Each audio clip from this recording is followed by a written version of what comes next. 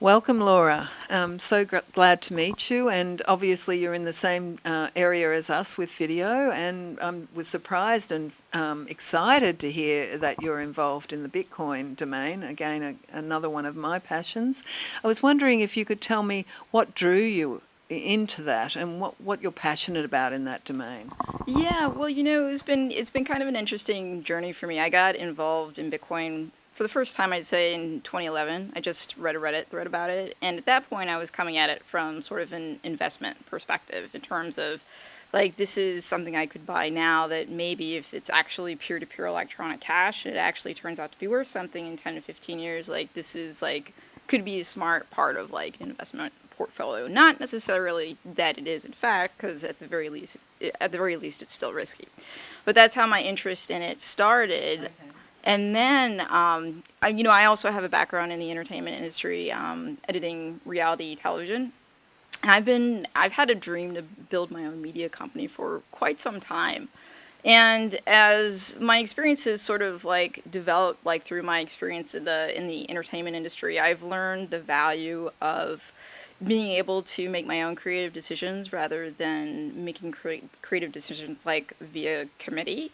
And basically, if you're able to establish your own revenue stream with people paying you directly, you have a tremendous amount of creative freedom that you don't otherwise have because most, TV networks at the end of the day are beholden to advertisers. So I've always been interested in micropayments. I've always been interested in micropayments as they pertain to content too, as well. And people have been talking about micropayments for a long time on the internet, like 20 years. But this is the first time we've ever had a technology that can actually facilitate the kind of, sub-cent micropayments that we're actually talking about.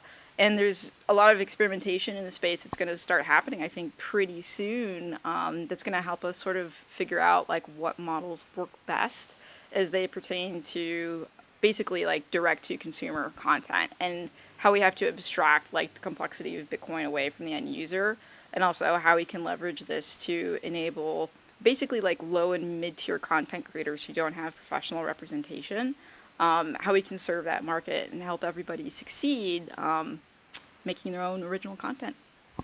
Fabulous. And so, what do you think the future of Bitcoin and cryptocurrencies are?